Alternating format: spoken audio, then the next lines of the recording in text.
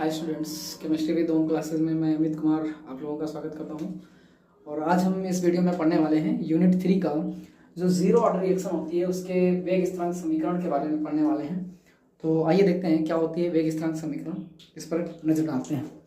तो पहली बात तो हम बता दें आपको कि जीरो ऑर्डर रिएक्शन क्या होती है। तो वे अभिक्रियाएं जिनकी अभिक्रिया की दर अभिकारक की सांद्रता पर निर्भर नहीं करती है, या ये कह सकते हैं कि अभिकारक की सांद्रता की घात शून्य पर निर्भर करती है, क्या कहलाती है? जीरो ऑर्डर रिएक्शन कहलाती है। तो क्या होती हैं वे अभिक्रियाएं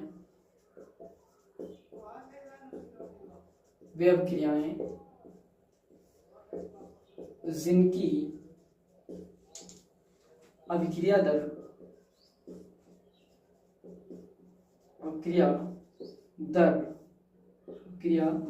किस पर निर्भर करती है? तो ध्यान दीजिएगा, अभिकारक की सांद्रता पर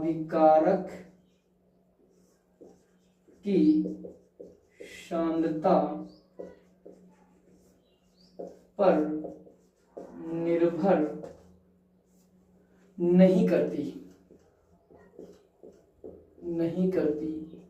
या आप ऐसा कह सकते हैं कि अभिकारक की सांद्रता की घात शून्य पर निर्भर करती है, या अभिक्रिया की सांद्रता पर निर्भर नहीं करती। क्या कहलाएंगी? वो प्रथम कोटि की अभिक्रिया कहलाती है। जैसे एक अभिक्रिया है A और ये उत्पाद बना रहा है क्या P, तो ये अभिकारक है, और ये हो जाता है उत्पाद। तो इसके लिए अगर हम अभिक्रिया की दर अर्थात R दर क्या होती है? अभिक्रिया की दर R बराबर क्या, इसको हम लिख सकते हैं dx/dt भी लिख सकते हैं, dx/dt।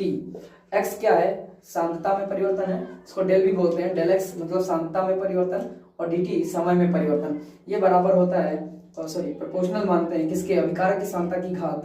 तो इसको प्रोपोर्शनल माना जाता है किसके? अभिकारक की सांद्रता की घात कहा गया है शून्य पर निर्भर करती है, या ये कह सकते हैं कि अभिकारक की सांद्रता पर निर्भर नहीं करती, अर्थात इसकी जो सांद्रता होगी, जो अभिकारक यहाँ पर लिया गया इसकी सांद्रता पर निर्भर ना करे। तो ऐसी क्रिया क्या कहलाती है? शून्य कोटि की क्रिया कहलाती है। अब इनके बारे में हम जनरली व्यंजक के बारे में पढ़ते हैं। तो इसका व्यंजक क्या होता है वेग स्थिरांक के, उसके बारे में हम गणना करने वाले हैं। तो आइए देखते हैं वेग स्थिरांक का व्यंजक क्या होता है शून्य कोटि की अभिक्रिया के लिए।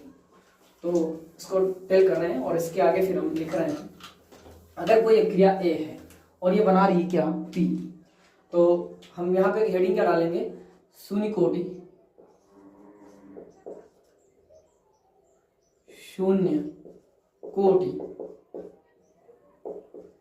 की अभिक्रिया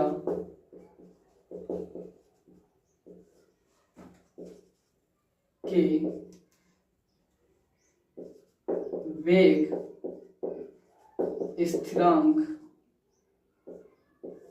शून्य कोटि की अभिक्रिया के वेग स्थिरांक कौन के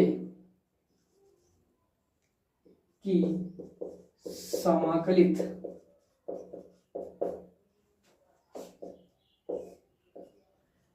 वेग समीकरण पढ़ने वाले हैं। समीकरण तो कैसे होती है? शून्य कोटि की अभिक्रिया के वेग स्थिरांक के का समाकलित वेग समीकरण हम निकालते हैं। अगर हमारी समीकरण के लिए A लिया गया है पदार्थ, ये अभिकारक है, और ये P जो है ये उत्पाद है, यहाँ पर हम लिख रहे हैं अभिकारक, और ये P उत्पाद है। तो आपको ये तो पता ही होगा कि डेल x और dt में किसकी सांद्रता ली जाती है? हमेशा अभिकारक की ली जाती है, और अभिकारक की सांद्रता डेल x/dt में अभिकारक की सांद्रता हमेशा अभिक्रिया के दौरान क्या होती है? घटती है। इसलिए इसको हम लिखते हैं क्या?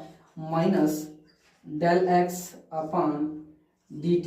और क्योंकि x हमारा यहाँ पे अभिकारक की सांद्रता को बता रहा है, तो हम यहाँ पर ले सकते हैं क्या?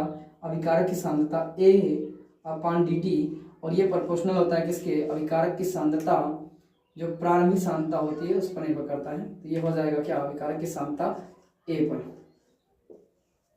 और इसकी घात क्या हो जाएगी? शून्य। अभिकारक की सांद्रता की घात शून्य पर निर्भर करती है प्रथम कोटि की अभिक्रिया। तो मैंने एक घात लिख दी शून्य, और ये अभिकारक की सांद्रता लिख दी, या इसका सक्रिय द्रव्यमान कह सकते हैं। तो ये हो जाएगा। इसको अगर हम लिखना चाहें या करके क्या लिख सकते हैं? माइनस डेल एक सांद्रता बटे डेल टी, और बराबर लगाएंगे, इसको प्रोपोर्शनल हटाएंगे तो के लगाएंगे, और इसकी सांद्रता हो जाएगी क्या? ए नॉट की सांद्रता, इतना लिख सकते हैं। अब क्योंकि ए नॉट का मान क्योंकि अभिकारक की सांद्रता पर निर्भर करता नहीं है, तो हम इसको अगर चाहें तो इसको हम हटा सकते हैं यहाँ से, अर्थात इसकी सांद्रता पर निर्भर नहीं कर रहा है। तो हमारा सिर्फ समीकरण क्या बन जाएगी? हमारी समीकरण सिर्फ के बचेगी यहाँ पर, ए की सांता पर निर्भर कर ही नहीं रहा है तो इसको लेंगे नहीं। तो यहाँ पे डेल अपॉन डी टी बराबर हो जाएगा के, और ये समीकरण नंबर हमारी हो जाएगी क्या, फर्स्ट। अब इसको हम पक्षांतर करेंगे तो इसको यहाँ लिख सकते हैं, या डेल टी को हम उस पर भेज देंगे तो ये हो जाएगा माइनस डेल ए की सांद्रता अपान, सॉरी अपान से इधर आ जाएगा ये के, और ये हो जाएगा डेल टी। अब इसको हम क्या करेंगे, समीकरण नंबर 2 मान लेंगे। इस समीकरण का हम क्या कर लेंगे, समाकलन कर लेंगे। तो इसको यहाँ पर हम लिख रहे हैं, समीकरण नंबर 2 का समाकलन करने पर, समीकरण 2 का समाकलन करने पर क्या होता है, तो इसको लिखेंगे हम, माइनस लगा है डेल ए की सांद्रता बराबर के डेल टी समाकलन, ये हो जाएगा। और जब समाकलन हो जाएगा तो यहाँ पे बचेगा माइनस ए की सांद्रता बराबर के, और ये इंटू टी, और प्लस में आ जाएगा यहाँ पे एक समाकलन स्थिरांक सी, जहां सी क्या है, सी बराबर समाकलन स्थिरांक होता है, समाकलन स्थिरांक होता है, ये ध्यान रखना। तो c हो जाता है समाकलन स्थिरांक। अब अगर c की वैल्यू हमें निकालनी यहाँ से, तो हमें जाना होगा प्रारंभिक सांद्रता के लिए। तो प्रारंभिक सांद्रता पर, अब क्रिया की प्रारंभिक सांद्रता में अगर हम जाएंगे तो प्रारंभिक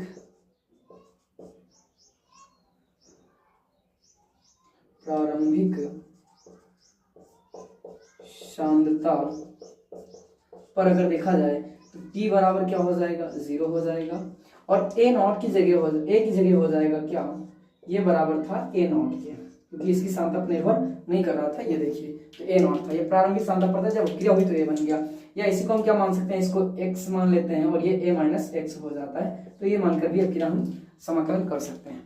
तो आइए देखते हैं हम, तो यहाँ से अगर हम c की वैल्यू निकालें, इस वैल्यू को t और a नॉट, a की वैल्यू को अगर हम c के स्थान पर रखते हैं, यहाँ पर ही समीकरण में, समीकरण नंबर ये हो जाएगी, ये सेकंड थी, ये थर्ड हो जाएगी समीकरण नंबर 3 में रखने पर। तो ये मान के मान, इसको कह लेंगे के मान समीकरण 3 में रखने पर, थर्ड में रखने पर इसकी वैल्यू हम कहाँ पुटअप कर देंगे, समीकरण नंबर थर्ड में पुटअप कर देंगे। जब पुटअप करेंगे तो इसकी वैल्यू क्या हो जाएगी, ए नॉट हमारा क्या हो जाएगा, ए हमारा ए नॉट हो जाएगा माइनस ए नॉट, ए की क्षमता का नॉट हो जाएगा, बराबर के हमारा टी 0 रखेंगे तो के का मान क्या आ जाएगा, 0 आ जाएगा, तो बराबर यहाँ बचेगा क्या, सी, अर्थात सी की वैल्यू आ गई। इस सी की वैल्यू को हम समीकरण नंबर 3 में रख देंगे। तो इस समीकरण में मैंने रख दिया। इस समीकरण को हम इस सी का मान फिर से समीकरण नंबर 3 में रखने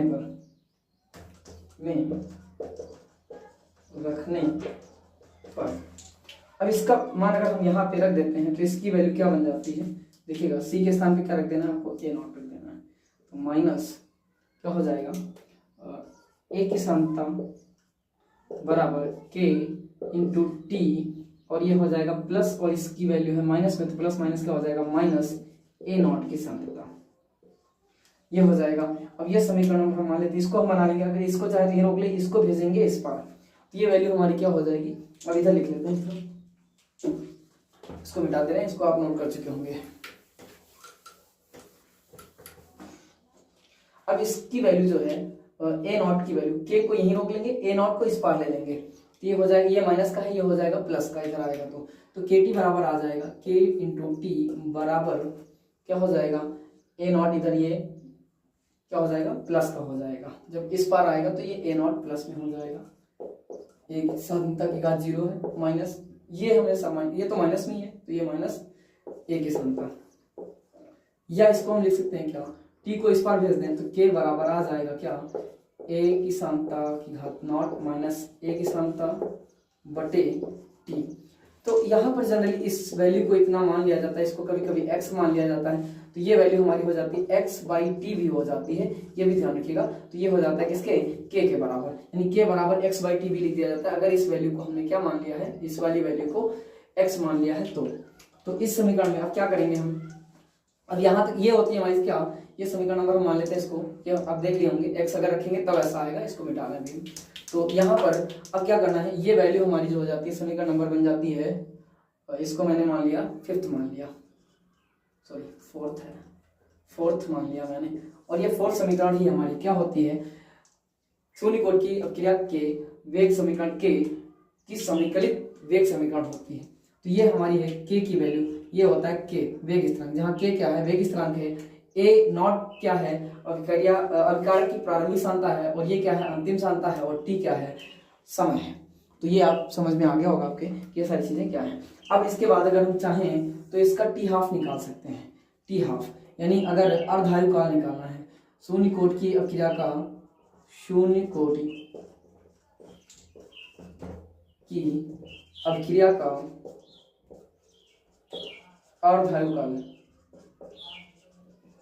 आयु काल, तो क्या होता है अर्धायु काल में t निकालना होता है, t को इसको यहाँ भेजेंगे, इसको यहाँ भेजेंगे, पक्षांतर कर लेते हैं। तो क्योंकि आपको पता है t बराबर क्या रखने पर, t बराबर t 1/2 यानी t हाफ रखने पर, t बराबर t रखेंगे,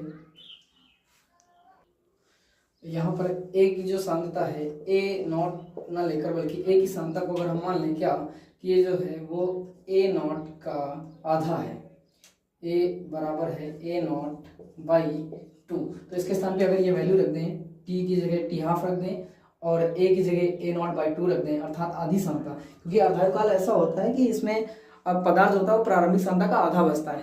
तो ये मान लो ये प्रारंभिक सांद्रता थी और इसमें कितना बचेगा, अर्धायु काल t हाफ पश्चात, यानी t हाफ जब बीत जाएगा, अर्धायु काल बीत जाएगा, तो ये a/2 बचेगा। तो जब इसकी वैल्यू हम इसको पक्षांतर कर रहे हैं, इसको kd को यहाँ ले रहे हैं, तो ये हो जाएगा k और इंटू में इधर हम t लिख ले रहे हैं, t बराबर हो जाएगा a नॉट पहले से ही मौजूद है, a नॉट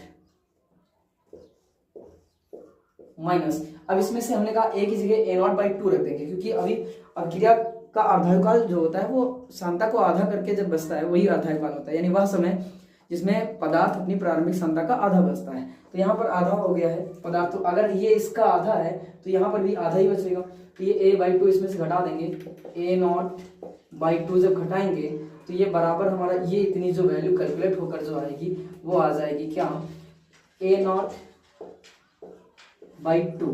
मैंने क्या कहा, अगर इस a नॉट में से आधा a नॉट घटाएंगे तो आधा a नॉट बच जाएगा। अब इसको हम मान सकते हैं क्या कि ये, क्योंकि k जो है हमारा क्या है वो स्थिरांक होता है, तो हम यहाँ लिख सकते हैं, यहाँ लिख सकते हैं क्या, t और स्थिरांक है तो ये प्रोपोर्शनल माना जाता है। अब किसके प्रोपोर्शनल है, तो a नॉट/2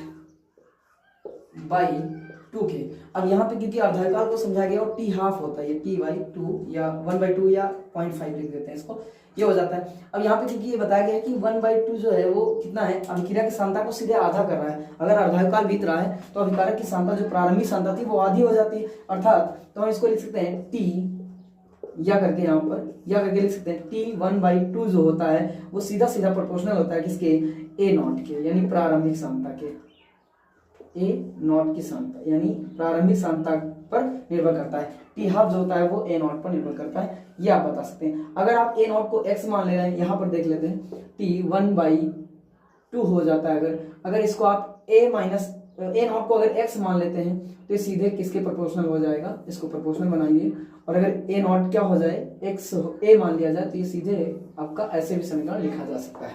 तो ये हो जाती है शून्य कोटि की अपक्रिया का समाकलित वेग समीकरण। तो आई होप कि ये वीडियो आपके समझ में आई होगी। अगर आपको वीडियो समझ में आई तो इसको लाइक, शेयर और कमेंट करिएगा। और इसके बाद हमारी वीडियो जो आने वाली है उसमें हम आपको बताएंगे क्या, तो इसके बाद शून्य कोटि की अपक्रिया है, इसके बाद आपको प्रथम कोटि की अपक्रिया का वेग स्थिरांक समीकरण आपको बताने वाले हैं। तो देखते रहिए हमारी वीडियो को और लाइक, शेयर और कमेंट करते रहिएगा। अगर चैनल को सब्सक्राइब नहीं किया है तो पहले आप सब्सक्राइब कर लीजिएगा चैनल को, ताकि हमारी वीडियो के नोटिफिकेशन आप तक पहुँचते रहें। Thank you, good bye.